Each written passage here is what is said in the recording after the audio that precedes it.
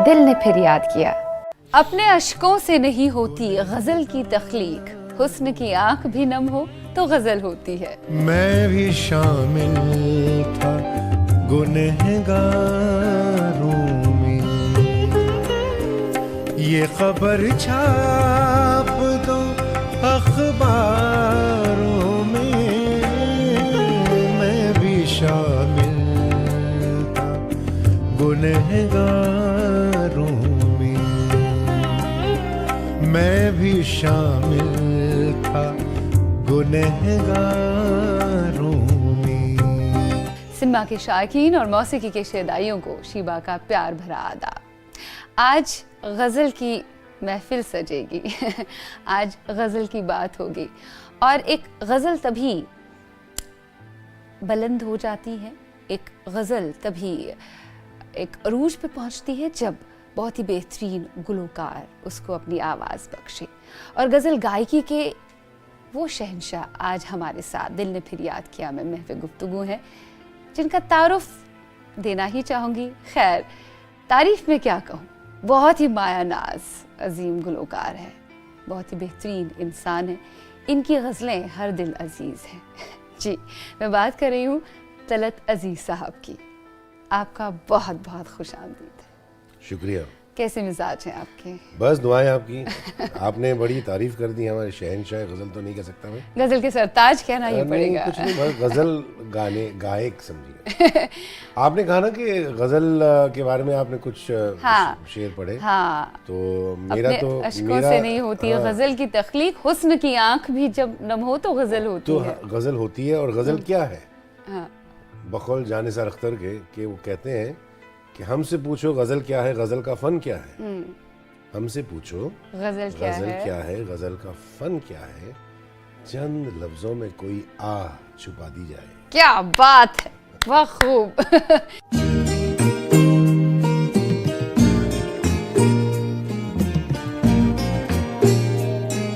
से सुकून पाऊं तुझे देखने के बाद, शुरुआत उससे की जाए। जगजीत सिंह साहब, जिन्होंने हम कह सकते हैं आपको मुतारिफ करवाया। आपको मैं इसका वाक़या बताता हूँ, हाँ। बैकग्राउंड। 1975 ये जब हैदराबाद आए थे, शायद 74 या 75 की बात है, मुझे एग्जैक्टली मुझे याद नहीं है सन, क्योंकि 75 में तो उनका वो एल्बम रिलीज हुआ था ना, वो लॉन्ग प्ले अनफॉरगेटेबल। जी, जी। तो मेरे ख्याल उससे एक साल पहले ये हैदराबाद आए थे शो करने के लिए, और मैं कॉलेज में था। मेरे वालिद साहब जो है वो काफ़ी मशहूर थे हैदराबाद में सब, क्योंकि ब्यूरोक्रेट थे, लेकिन वो काफ़ी मौसीकी और गज़ल के मतलब शायकीन को वो काफ़ी बढ़ावा देते थे। ही वॉज वेरी फेमस, अजीम खान साहब नाम, अब्दुल अजीम खान।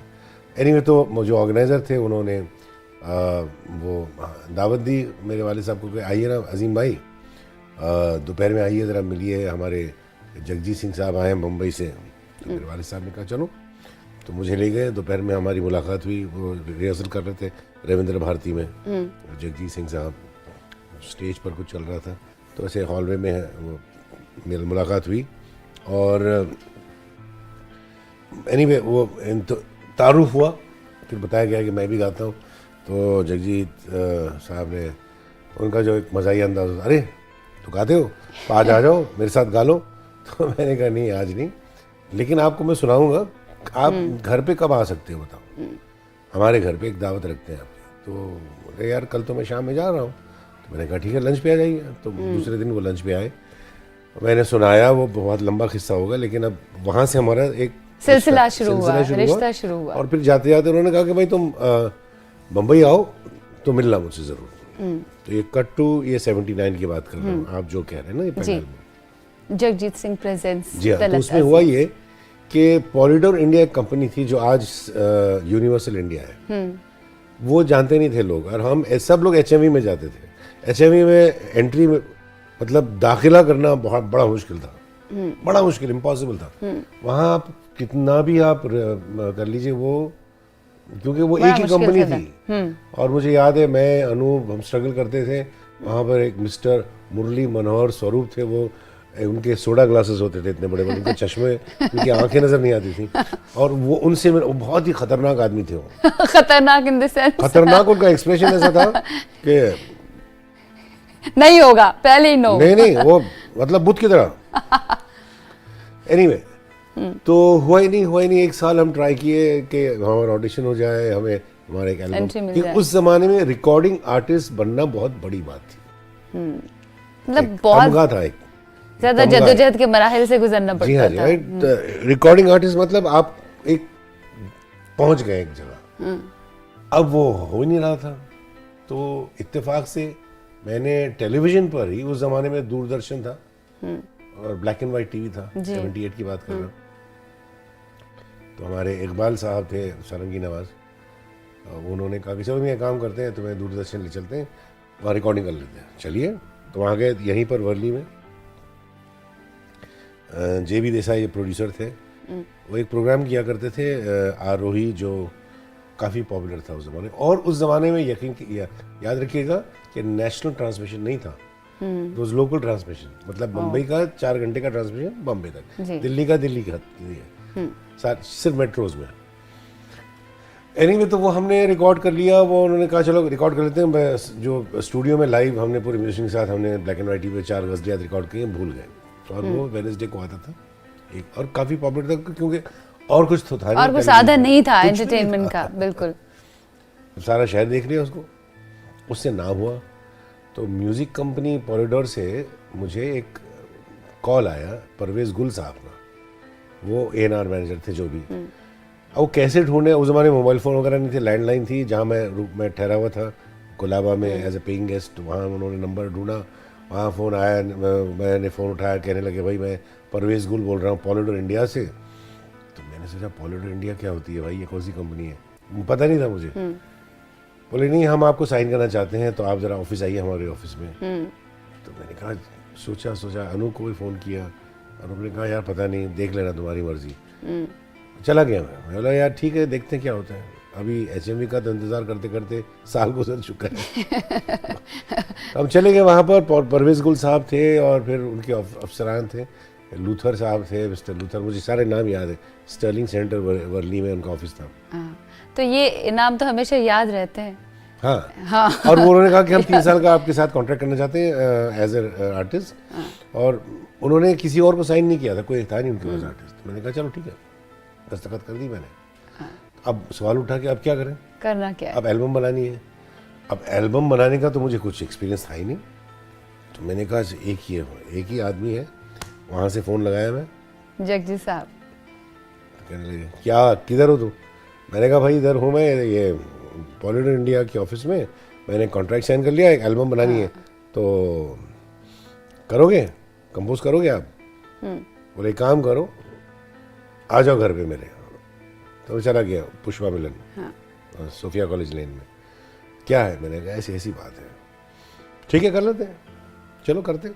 मैंने कहा एक ही रिक्वेस्ट है मेरी, एक गज़ल मैं गाया करता हूँ, कैसे सुकून पाऊँ तुझे देखने के बाद, सही शहीदी हमारे हैदराबाद के शायर है और काफ़ी पॉपुलर है, तो वो अगर आप इजाज़त, आप सारी सिलेक्शन आप ही कर लो, लेकिन ये गज़ल ज़रूर रखना, जरूर होनी चाहिए आप। और ये धुन जो मैं जो गाता हूँ वो रखनी है, रखो, या आप अपनी धुन में। बोले नहीं मैं अपनी धुन बनाऊंगा, और बना लीजिए। ओ, तो ये एल्बम वैसे बना। और ये रेडियो जेम्स एक स्टूडियो था वर्ली में, वहाँ पर रिकॉर्ड किया था। जुबैरी साहब रिकॉर्डिंग इंजीनियर थे, और उस ज़माने में सारे म्यूजिशियंस सामने आपको बैठे रहते थे, शीशे से नज़र आता था, क्योंकि लाइव होता था ये, इन द सेंस के सब लाइव बजता था। वहाँ म्यूजिशियन बजा रहे हैं अपनी पीस, और आप गा रहे हो विदाउट एनी टेक्स। मतलब अगर आपने गलती की तो फिर वो फिर से रोल करना पड़ेगा फिर से, इतना प्रेशर होता था। और फिर आपको एक चीज़ बताता हूँ कि उस शीशे से सबके एक्सप्रेशन नज़र आते थे। तो देखते थे ये लड़का क्या कैसे गाए, देखते हैं अच्छा आ गए तुम, चलो गाओ, देखते हैं क्या करते हो ये। आमने सामने लोगों के एक्सप्रेशंस देख रहे हो, पता नहीं क्या सोच रहा है मेरे बारे में, या सोच रही है तो वो जो है, आप शायद आपके पास तस्वीर होगी या नहीं होगी जी, बहुत सारी तस्वीरें। वो जो एल्बम के मैं वो एक LP रिकॉर्ड बना था, उसके बैक साइड पे वो डायरेक्ट कर रहे हैं मुझे, और वो एक माइक है। ये 1979 में रिकॉर्ड हुआ। और इसमें और एक खास बात यह है कि मेरे दोस्त, अब जो बड़े दोस्त अच्छे दोस्त हैं, संजीव कोहली साहब जो मदन मोहन साहब के फर्जंद हैं, जी वो अपना एजुकेशन कंप्लीट करके मुंबई आए थे और उनका पहली नौकरी पॉलिटिकल इंडिया में हुई और पहला उनका जो प्रोजेक्ट था एज अ रिकॉर्डिंग ऑफिसर ये था। आप एक एल्बम हम साथ में अपना किए। खैर जगजीत सिंह साहब के साथ तो आपका राब्ता बड़ा गहरा रहा और वो भी अपने आप में कमाल के गज़ल गायक रहे, लेकिन यहाँ वहाँ से बात शुरू हुई, उसके बाद कई सालों तक आपका स्ट्रगल लगातार जारी रहा। स्ट्रगल तो उससे पहले मतलब आप जो कह रहे हैं वो जो टिपिकल स्ट्रगल, हाँ वो स्ट्रगल मैं कह रही हूँ। वो स्ट्रगल ऐसा हुआ कि आप थोड़ा सा ना, अगर आपको टाइम लाइन से पीछे जाना पड़ेगा। हाँ 78 में मैं जब यहाँ शिफ्ट हो गया था तो मेरी एक प्राइवेट महफिल हुई खार में, जहाँ पर खयाम साहब मौजूद थे।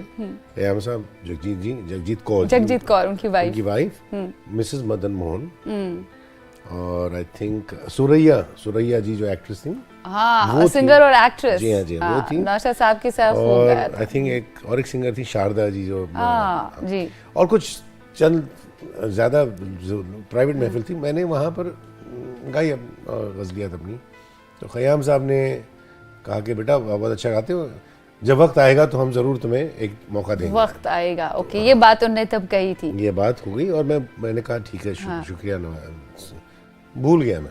हाँ 78 हाँ उसके बाद कट टू 81 मेरा एल्बम रिलीज हो गया 1980 जी। ये 8 फरवरी को, ये जो जगजीत सिंह प्रेसिडेंट सलत अजीज। खयाम साहब का भी जिक्र आया, फिर खयाम साहब के साथ फिल्म आपको मिली, वो फिल्म का गाना फिर छिड़ी रात, वन ऑफ माय उससे फेवरेट पहले सॉन्ग्स। उमराव जान उससे पहले, जी हाँ, सबसे पहले उमराव जान, जिंदगी जब भी तेरी बस में। हाँ जिंदगी जब भी तेरी बस में। वो हुआ ये कि अब आपको बताया मैं मुलाकात हो गई, मैं भूल गया। फिर मुझे 1981 में खयाम साहब की तरफ से पैगाम आया कि भाई आकर मिलो मुझसे। मैं चला गया, जुहू उनका रेजिडेंस जहाँ रहते थे घर पे, तो मैं वर्ली से इधर से या साउथ बॉम्बे से वहाँ जाता था। तो बोले मियाँ एक गज़ल है मैंने वादा किया था ना वो करनी है, ठीक है तो अब तुमको रोज़ रिहर्सल करने आना पड़ेगा।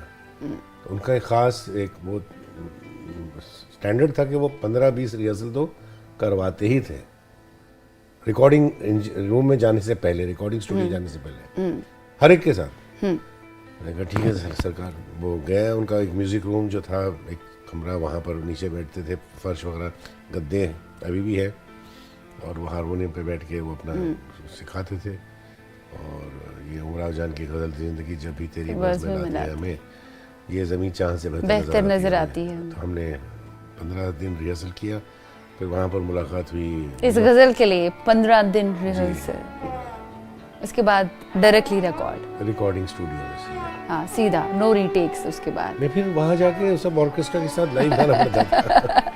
फिर वो नहीं, खयाम साहब का मशहूर था रीटेक्स का, खयाम साहब का वन मोर जो है मशहूर है इंडस्ट्री में। आप कितना भी अच्छा टेक हो, वो आके बोलेंगे हाँ बेटा बहुत अच्छा, लेकिन एक और। तो इस गज़ल के लिए कितनी रीटेक्स मतलब पता नहीं कितने हुए थे, मुझे याद नहीं, लेकिन कम से कम 10-12 तो हुए। जिंदगी जब भी तेरी बज़्म में लाती है हमें, ये ज़मीं चांद से बेहतर नजर आती है हमें, ये ज़मीं चांद से बेहतर नजर आती है हमें।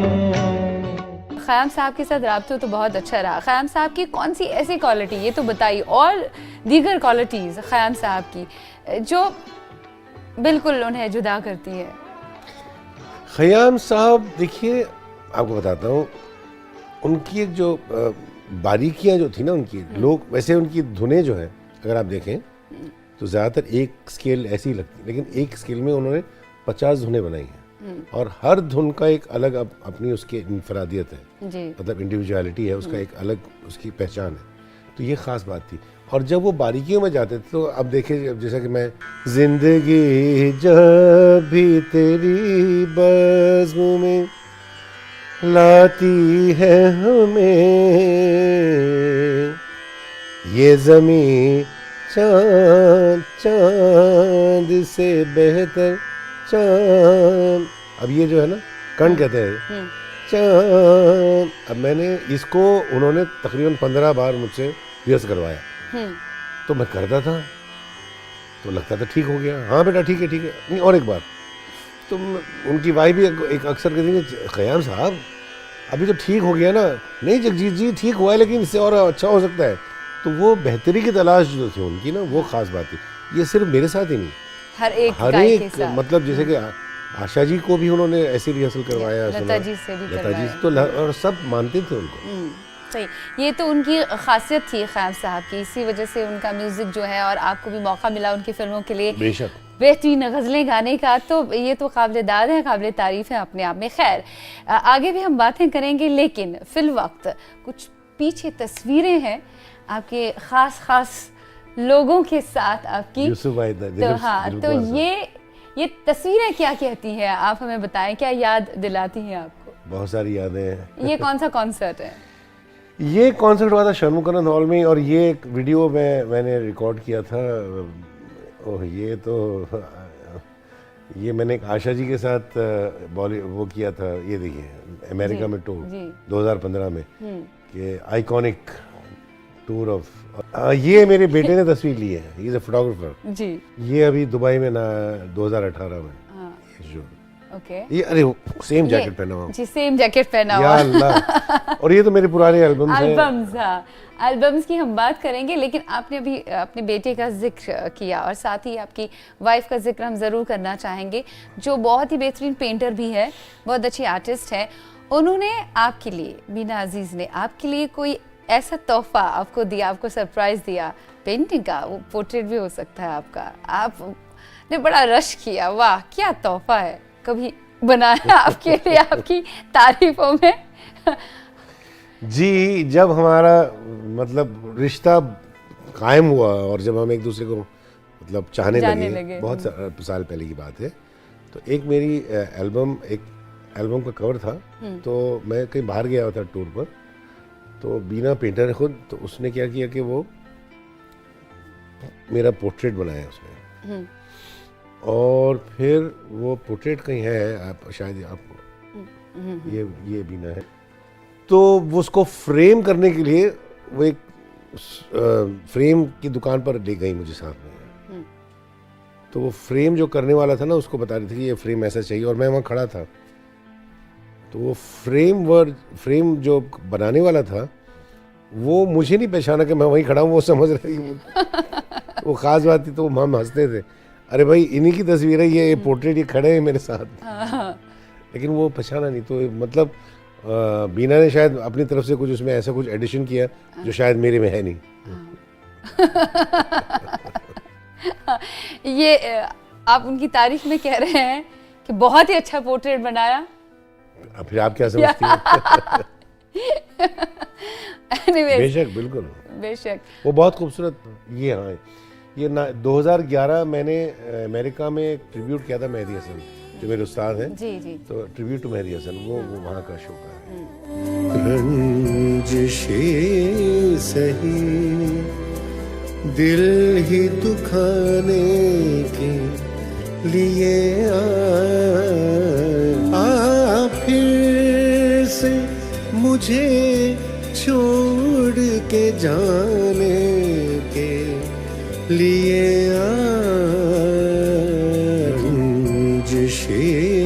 सही। मेहदी हसन का जिक्र यहाँ आया, आप के वो उस्ताद रहे, और मेहदी हसन वो भी काफी एक अजीब किस्सा है, और उनके साथ मौका भी मिला आपको गाने का?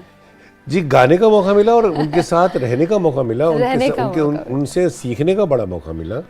और उनकी दुआएं साथ हैं, और उनकी दुआओं को मैंने हासिल की, और वो उन्होंने दुआ दी, वो भी मुझे मौका मिला। अच्छा, मेहदी साहब को हमने सुना था कैसेट्स पर, दीवाने हो गए थे हम कि रेडियो पर, कैसेट्स पर।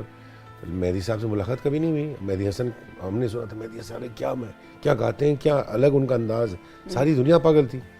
अब टोरंटो में मैं जब था, 77 की बात कर रहा हूँ, मेरे खाला के घर पे, तो हमारे एक हैदराबाद का ही है, उनका नाम था अजीम साहब, अजीम भाई। वो आए, चलो घर चलो, मैं बैठो गाड़ी में। मैंने कहा कहाँ चल रहा है? बस कुछ नहीं, चलो। गए, किसी के घर पे ले गए, वहाँ नीचे बैठे, तो ड्राइंग रूम में कौन बैठे? मेहदी हसन। क्या बात। अरे मैंने कहा ये तो वही है। और वो ऐसे अपना उनका एक ख़ास कॉलर वाला कुर्ता, बड़ा कॉलर होता था, काम किया हुआ, और ये वेस्ट कोट और उनका पजामा, और वो बैठकर, अब मुझे याद है पहला ये बैठे हैं, मैं ऐसे एंटर हुआ, यहाँ मेहदी साहब बैठे हैं और यहाँ पर एक बुजुर्ग और उनकी जो वालदा है वो बैठी है, और एक पानदान बीच में है। मैं सीन बाकायदा स्क्रीन प्ले बता रहा हूँ आपको। और पानदान से वो सरोते से सुपारी काट रहे, पान बनाए जा रहे हैं, और वो बैठकर वो पान बनाकर मेहदी साहब को दे रही हैं और मैं देख रहा हूँ, अरे ये तो मेहदी साहब। अब मैं इधर बैठ गया कोने में। तो फिर ये अजीम साहब ने बोला कि अरे खान साहब ये है तलत है हमारे शहर का, हैदराबाद का, ये गाता है, थोड़ा आप तो ज़रा सुनिए ना प्लीज़। अब मैंने कहा क्या कर रही मैं, मरवाओगे तुम क्या इनके सामने, मैं क्या गाऊंगा। एनीवे तो बोले हाँ गाओ। तो वो हारमोनियम था, तबला था, पीर बख्श भाई उनके साथ, जो बोले अच्छा बेटा चलो गाओ, मैं बजा देता हूँ। होते होते ये हुआ कि वो सुने, मुझे कुछ एक्सप्रेशन नहीं दिया उन्होंने, और दूसरे दिन मुझे बुलवाए, बोले कि बेटा सुनो, तुम्हारी आवाज़ अच्छी है लेकिन अभी तुम्हें बहुत कुछ सीखना है, तो ये मेरे से गंढा बनवा लो। गंढा बनवाना मतलब धागा, शागिर्द बन जाओ। ये उल्टा होता है, शागिर्द बनने जाते हैं उस्ताद से, और वो यहाँ पर उस्ताद कह रहा है कि तुम मेरे शागिर्द बन जाओ। हाँ। मैंने कहा खान साहब बिल्कुल जैसे आप, मैं अगले साल आ रहा हूँ हिंदुस्तान, अभी तो मैं जा रहा हूँ कल, जब आऊँगा जब मुझसे आके मिलना और गंढा बनवाना, क्योंकि गंढा बनवाने से उनके बकौल उनके कि तुम मेरे ख़ानदान में शामिल हो जाओगे, मेरी फैमिली मतलब म्यूज़िकल फैमिली में, और मुझ पर भी फ़र्ज़ बन जाएगा कि मुझे जो मेरे बुज़ुर्गों ने सिखाया वो तुम्हें बताऊँ, और तुम पर भी फ़र्ज़ बन जाएगा कि वो जो मैं बताऊं उस पर तुम मेहनत करके एक अपना मकाम बनाओ। तो ये एक किस्म का, ये मेहदी साहब का शागिर्द ऐसे बना। और 78 में जब आए वो, सारी दुनिया उनकी पागल थी, मतलब लता जी से लेके दिलीप साहब से लेके, मतलब आप शायद आप बहुत छोटी थी जब, या थी भी नहीं जब, बहुत बच्ची होंगी आप 78 में, लेकिन वो एक दीवानगी का एक दौर था। तो मैंने कहा आप कहाँ याद रखेंगे, लेकिन याद रखा, उन्होंने फ़ोन करवाया मुझे ढूंढ के पता नहीं, और फिर बुलवाया मुझे अपने होटल पे। बोले क्यों, तुम आगे मिले नहीं मुझसे, और फिर बाकायदा शागिर्दी की रस्म की, और फिर साथ में मुझे लेते गए। और फिर एक ऐसा वक्त आया 86 में जब हमने साथ में नॉर्थ अमेरिका का टूर किया 2-2.5 महीने। वो टूर का मकसद ये था कि गाना तो ठीक है, लेकिन उनके साथ बैठकर 2-3 महीने गुजारे, क्योंकि अमेरिका में तो फ्राइडे सैटरडे संडे शो होते थे, और मंडे टू थर्सडे जो है वीकडेज में कुछ नहीं। तो वीकडेज में ये मौका मिल गया, 2-3 महीने हम साथ थे। उसमें बहुत सारी बातें उनके साथ बैठकर सीखी, सुनी, वक्त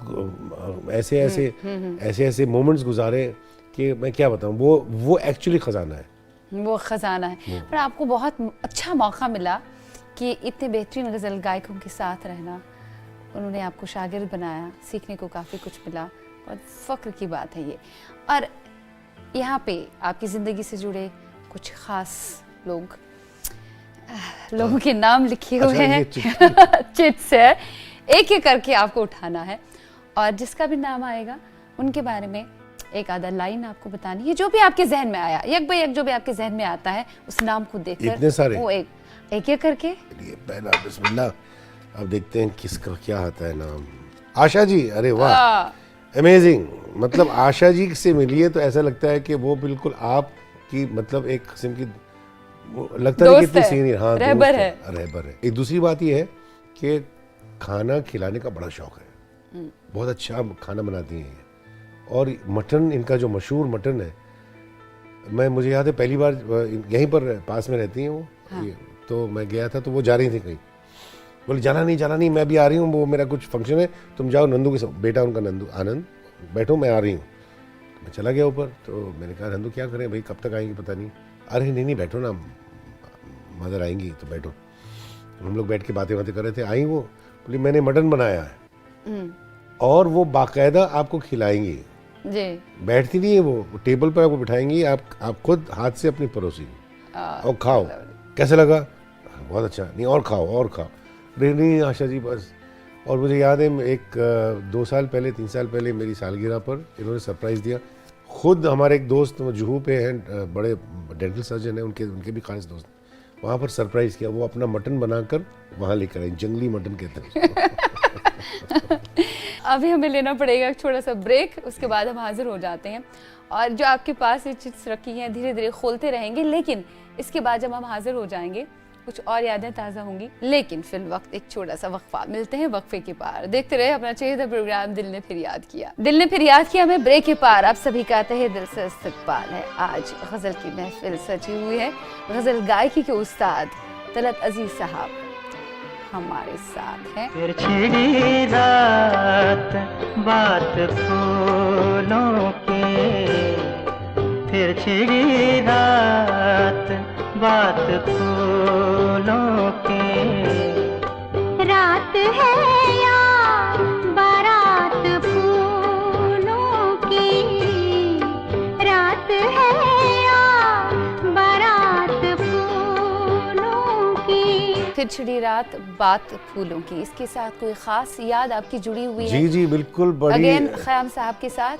जी हाँ, ख़याम साहब के दूसरा मौका था और ये रिकॉर्डिंग हुई थी बॉम्बे लैब, एक बहुत मशहूर स्टूडियो था उस ज़माने का, जिसमें शर्मा जी वो थे recording engineer. Anyway as usual आप समझते हैं कि उस ज़माने में भी 81 की बात है, ये 82 में फिल्म रिलीज़ हुई थी। सारा 60 पीस ऑर्केस्ट्रा बायर हॉल में, कि उस ज़माने रिकॉर्डिंग स्टूडियोज काफ़ी बड़े थे, सारे म्यूजिशियन वहाँ, वायलिन सेक्शन 30-40, लाइव ऑर्केस्ट्रा, हाँ, और रिदम सेक्शन इधर, हारमोनी सेक्शन इधर, और सब रिहर्सल हो रहा है, कंडक्ट किया जा रहा है, कंडक्टर सामने, और आप जो म्यूज़िक सिंगर्स का बूथ जो होता था तकरीबन इतना बड़ा होता था, उसमें शीशे लगे होते थे, शीशे के थ्रू आप देखते थे बाहर कंडक्टर, मतलब आपको क्यूज देते थे 1 2 3 ये, और फिर वहाँ रिकॉर्डिंग रूम अलग था, वो वहाँ आप देख नहीं सकते थे, छोटे छोटे हेडफोन होते थे।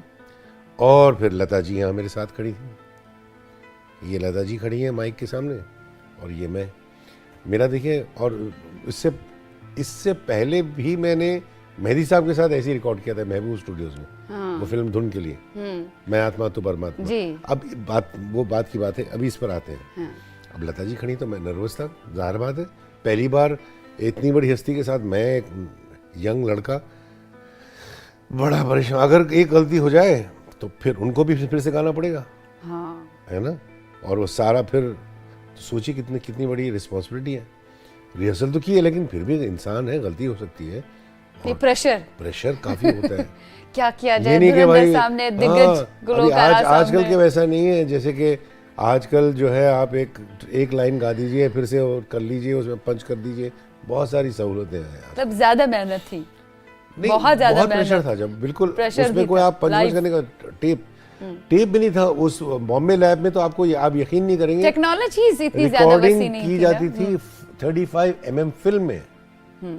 फिल्म का जो ऑडियो ट्रैक होता था ना, क्योंकि उसमें ब्रॉड साउंड आता था, तो आप सोचिए कि अगर आप रीटेक ज्यादा दें तो वो प्रोड्यूसर के पैसे बहुत जा रहे हैं, फिल्म में इस्तेमाल हो रहा है, बहुत महंगा होता था फिल्म।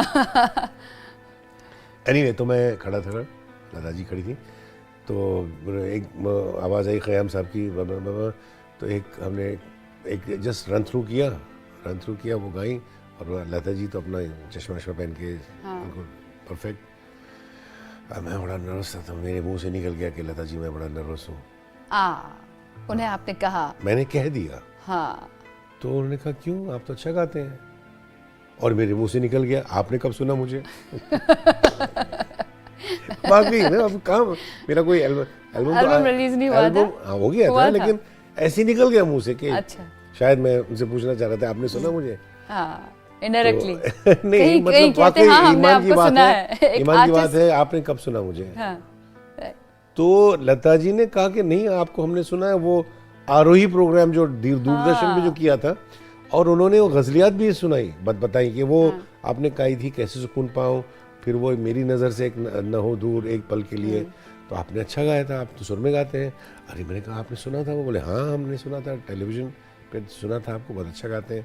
अरे मैं कहता, और फिर कहने लगी कि देखिए ऐसा कुछ नहीं है, नर्वस तो हम भी होते हैं, जब स्टेज पर मैं जाती हूँ तो मैं बड़ी नर्वस, मतलब वो एक दिलासा दे रही थी मुझे, आपको कंफर्टेबल फील comfortable कराने कराने। के लिए। और तो चलिए वो एक हो गया, फिर रिकॉर्डिंग हो गई, टेक्स हो गए, और फिर फाइनल एक आवाज़ आई, हाँ खयाम साहब की आवाज़ माइक पे आई, वो हेडफोन पे आई, लता जी आपने कमाल, वाह वाह वाह वाह वाह वाह वाह वाह वाह, मैं भी सुन रहा हूँ, वाह वाह क्या बात है लता जी, वाह वाह वाह। और जैसे वो कह रहे हैं तो लता जी चुपके से मुझसे कहती है अभी आएंगे। मैंने कहा जी अभी आएंगे, वो दरवाज़ा खुलेगा और कहेंगे एक और, बार एक और। एक और ऑन क्यू, वैसा ही हुआ। ऑन क्यू खयाम साहब की एंट्री हुई, दरवाज़ा खुला और वो ऐसे आए, आके बोले हाँ लता जी क्या बात है, वाह वाह वाह वाह कमाल है, कमाल है। वो ऐसे करते थे, वाह वाह वाह आप तो कमाल कर दिए, वाह वाह, बच्चे ने भी माशाल्लाह क्या बात है। अब वो लता जी को पता था और मैं देख रहा हूँ, मैंने कहा बस लता जी एक और। अब मेरी हंसी हंस तो नहीं सकता था मैं, लेकिन ये यादगार चीज है, यादगार चीज है। आपका साथ साथ फूलों का,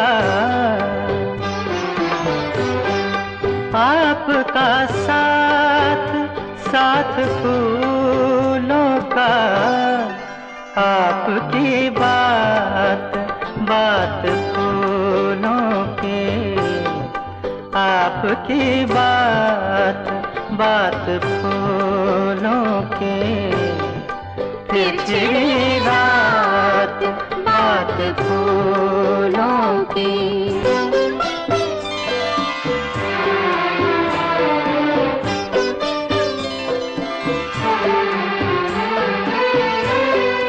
नजरें मिलती हैं, जाम मिलते हैं,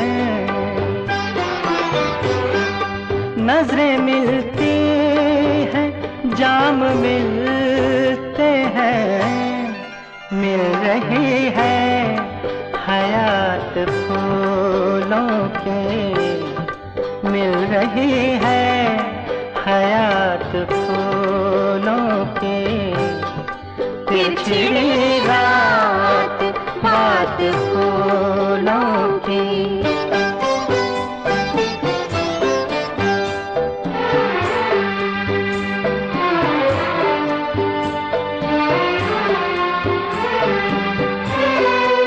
ये महकती हुई गजल मखदूम,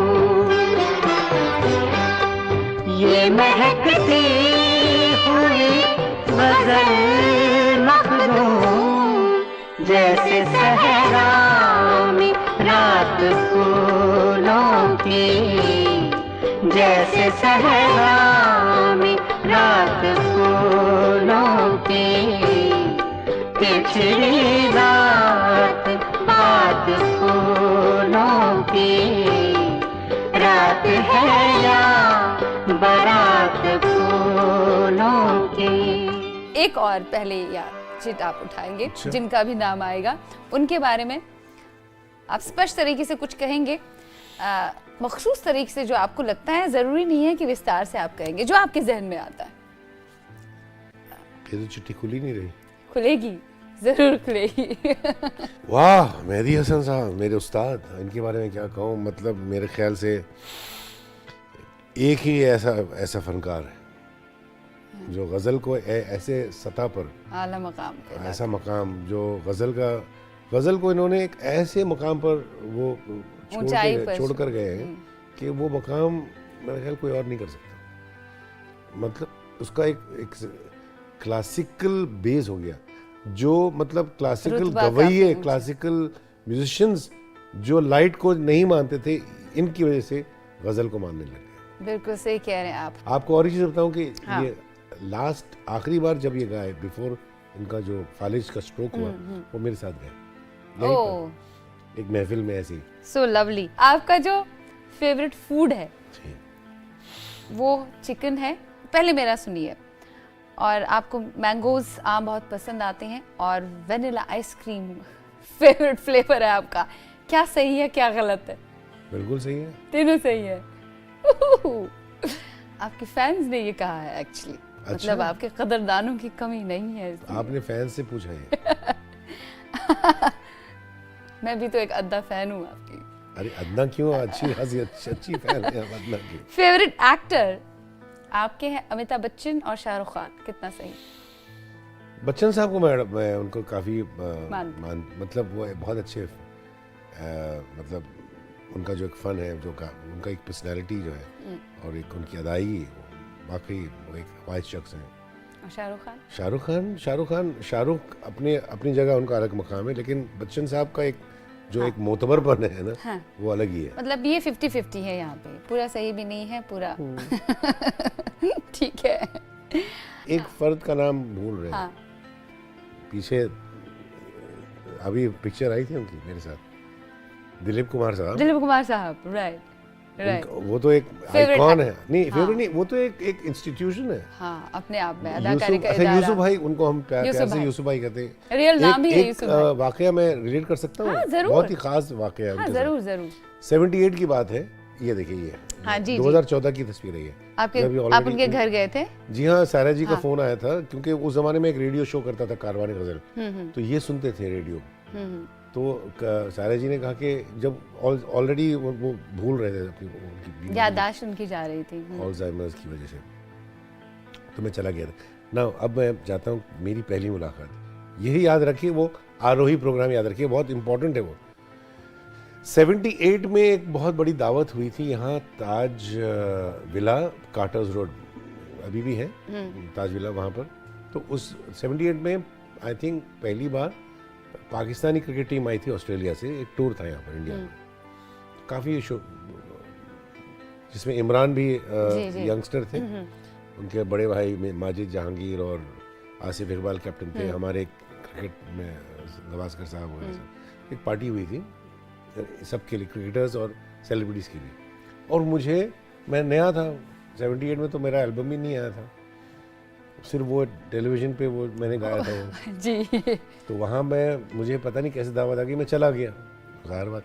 अब वो हाल ये था कि पुलिस का घेरा, सब क्राउड बाहर, और किसी मतलब अंदर जाइए तो ऐसा लगता है या अल्लाह कहाँ गए, तो पूरे एक सेलिब्रिटी। अब बड़ा हॉल है, मैं आप सोचिए, अब ये कोने में खड़ा हूँ मैं अकेला, मैं किसी को जानता नहीं, मैं तो चुपके से, और ये पूरे सेलिब्रिटीज़ हैं, वो पार्टी चल रही है, वो उस कोने में दिलीप कुमार साहब है।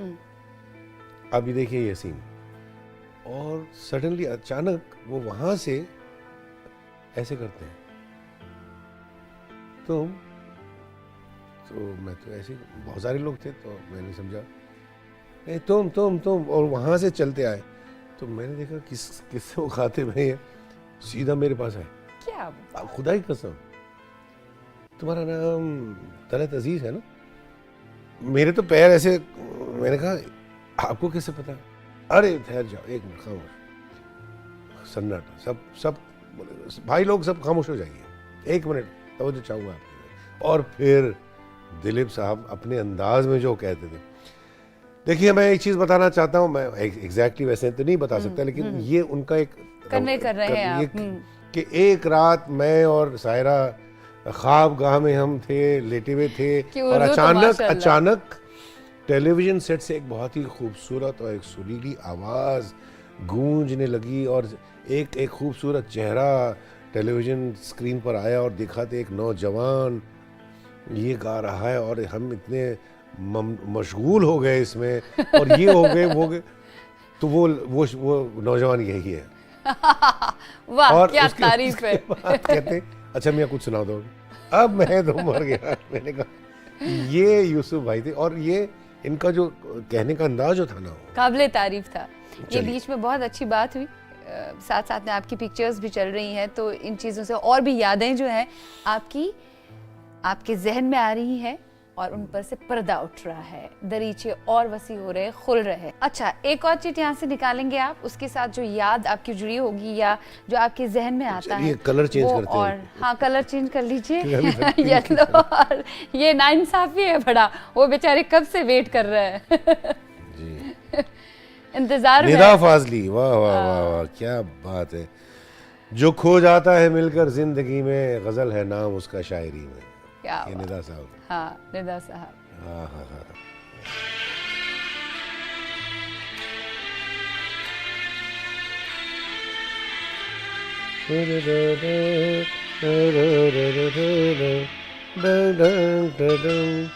जो खो जाता है मिलकर जिंदगी में, जो खो जाता है मिलकर जिंदगी में, गजल है नाम उसका शायरी में, जो खो जाता है मिलकर जिंदगी में।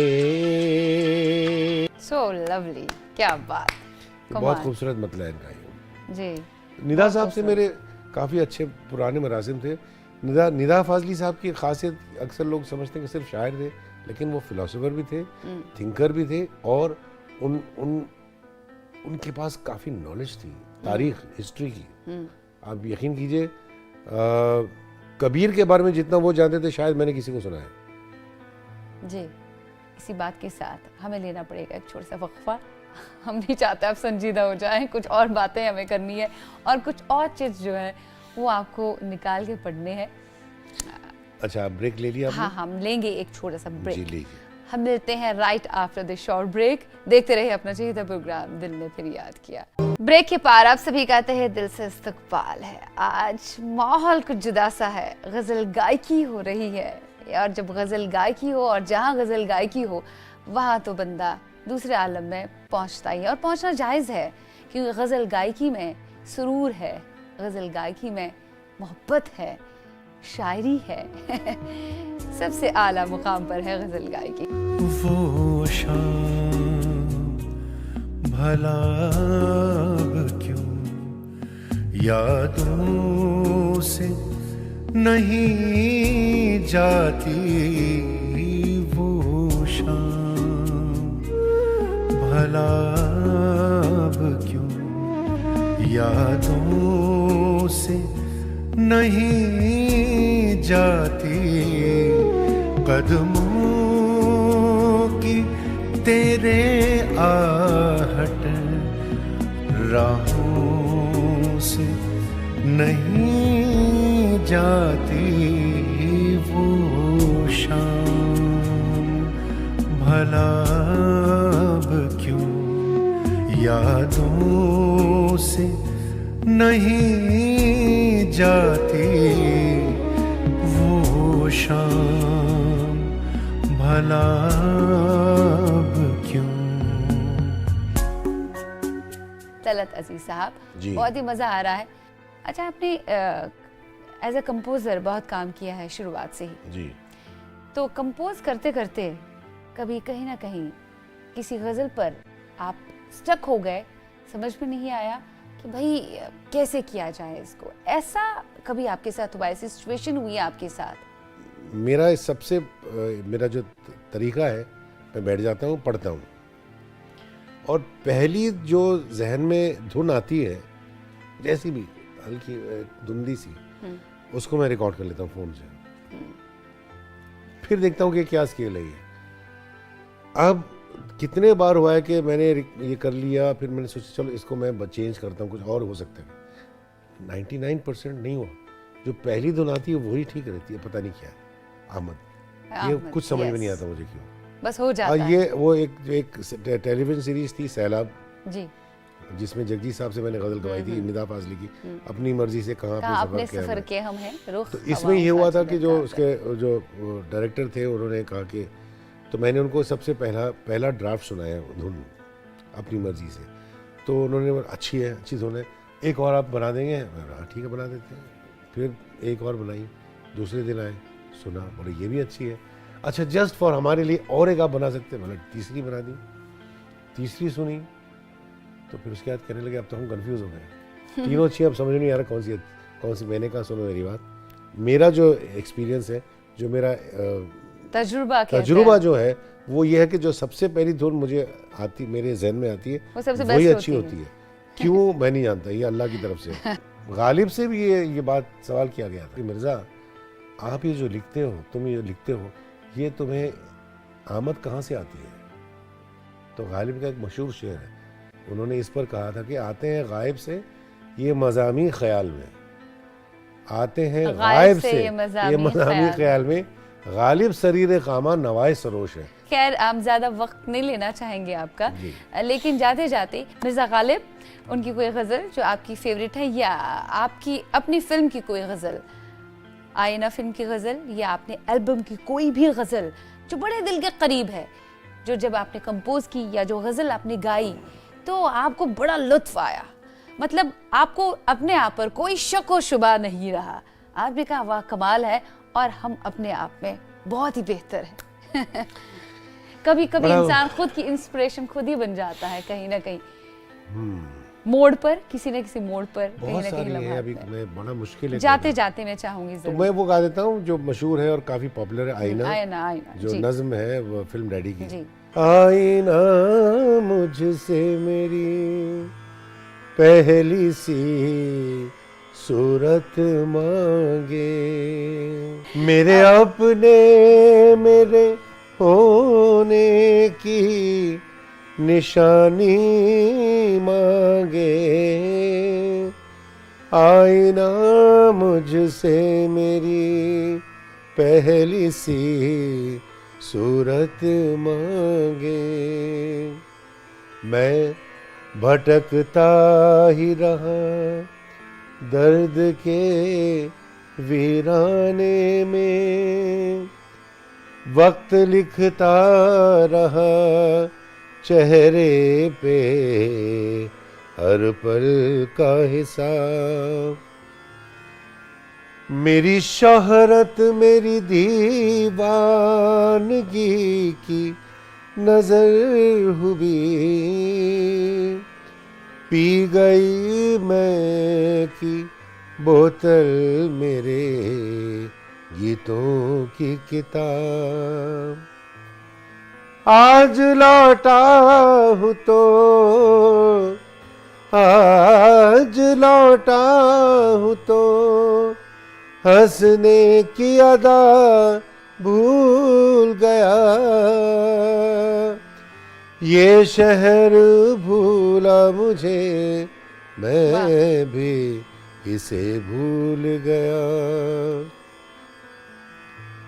मेरे अपने मेरे होने की निशानी मांगे,